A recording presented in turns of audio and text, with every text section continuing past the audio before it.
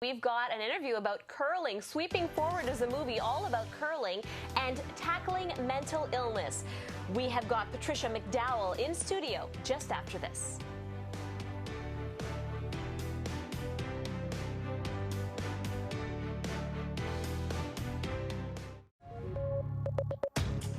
Well, she is a curling instructor turned feature filmmaker. We are joined here by Patricia McDowell. Thanks so much for being with us. Well, thanks for having me. You are a Pointe Claire resident, of course, and That's right. you know, talk to us a little bit about how these two things are merged, and tell us a little bit about your film. Sweeping Forward was a development fund I received from SODAC in 2009. And I had been trying a few times to get the production application through SODAC and was refused. So you have 3 tries and then you're out. So I've just done my 3rd try, but I decided before going with my 3rd try that I was going to still move forward with the film. So we started filming, and we have Michelle Trudel, who sponsored all equipment, and we have Equinox Films, that's a distributor. We have Michael Mosca and Francesca Viscardi that's on board this project as well. A lot of sponsors, especially the community of Bay d'Urfé. They have been such a great help with all the locations. Because you manage the Bay d'Urfé curling team, so can you just brief our viewers on what the film itself is all about? Because it's very interesting. Yeah, it's about a woman with anxiety disorder, OCD, and it mimics a little bit my life, because I've had panic disorder since I was a teenager, and I refused to take my medication because I just felt like I was stronger than the medication. I didn't want to be defined by it.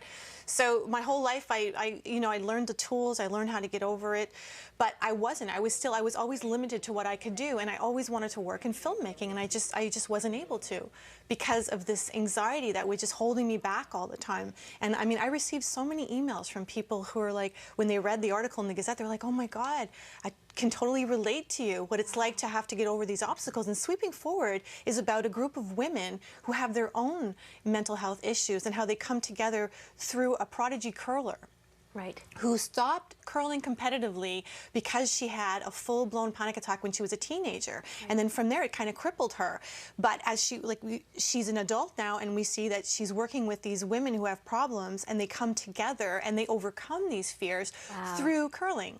So it's a really feel-good movie. And a real Canadian story. Very much Canadian story. Actually, it's very much a Quebec story. Yeah. And so it seems like really in this storyline then, the instructor then is empowered by empowering these women in the process. Exactly. And like you were saying, a lot of this sort of follows your own life story. It does. It does. I mean, to a certain extent. I mean, it's bad to say, but I'm the manager of a curling club. I don't curl.